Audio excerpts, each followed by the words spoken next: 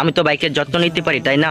আর যদিও তখন একটা অ্যাক্সিডেন্ট হতো তাহলে কি একটা অবস্থা হতো ভেবে দেখেছো? আর ও তো এখনো ছোট, বাইকের ক্ষতি হলে তোমার পকেট থেকে টাকা যেত। এত কিছুর কি দরকার ছিল?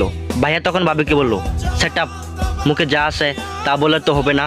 আবির আমার ছোট ভাই, আর সে আমার কাছে কোনো কিছু আবদার করতেই পারে, আর এই ব্যাপারে তোমার কিছু বলতে হবে না।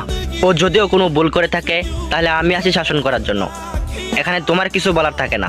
আমি পরবর্তীতে চাইবো না তুমি এমন কিছু করো কিংবা বলো যাতে আমার ভাই এবং আমার মা কষ্ট পায়।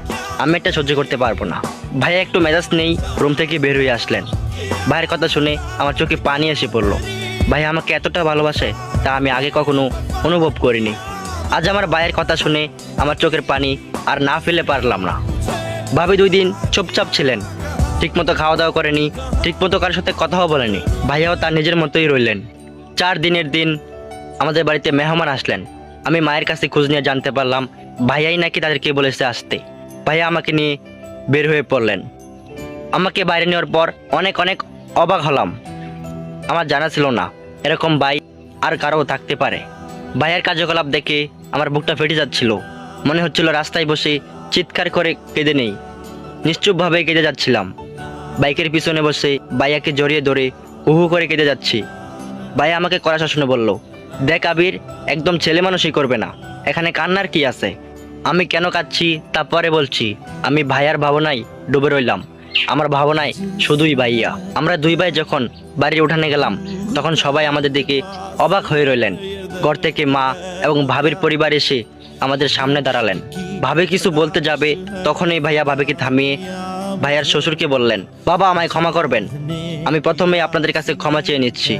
আমি জানি কথাটা শুনে কষ্ট পাবেন, কিন্তু আপনি যতটা কষ্ট পাবেন তার চেয়ে দ্বিগুণ কষ্ট পেয়ে আমি বসে আছি। এই যে একটা বাইক দেখতেছেন, এটা আমার ভাই আবিরের বাইক। আমি আর আবির কিনে নিয়ে আসলাম, আর আপনারা যে বাইকটা দিয়েছিলেন ওইটা নিয়ে যাবেন। আমি চাই না আপনাদের কোনো জিনিস এই বাসায় থাকুক। আপনাদের মেয়েকে আমাকে দিয়েছেন, এটাই অনেক কিছু। আমি ওকে খুব আগলে রাখবো, তাতে কোনো কমতি থাকবে না। আমি আপনাদের কিছুই চাই না। আমি বিয়ের সময় বলেছিলাম আমার কিছুই লাগবে না, তাও জোর করে আপনারা দিয়েছিলেন। নিশি, আপনার দেওয়া বাইকের জন্য আমার ভাই আবিরকে কষ্ট দিয়েছে, তাই আমি আপনাদের সকল জিনিস ফিরিয়ে দিতে যাচ্ছি। ভাবছেন এটা হয়তো আমি আবেগের বশে করছি, কিন্তু যাই ভাবেন না কেন আমার কোনো আপত্তি নাই।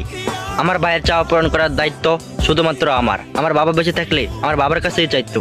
বাবা যেহেতু নাই সেহেতু আমি আমার ভাইয়ের সব। তাছাড়া আমার বাবা আমার পড়াশোনার জন্য অনেক টাকা নষ্ট করেছে, আর সেই টাকার ভাগ আমার ভাইয়েরও আছে। যতদিন ও কিছু করতে না পারবে ততদিন ওর পাশে আমি আছি। আমার ভাইয়ের ওপর আমার আস্থা আছে।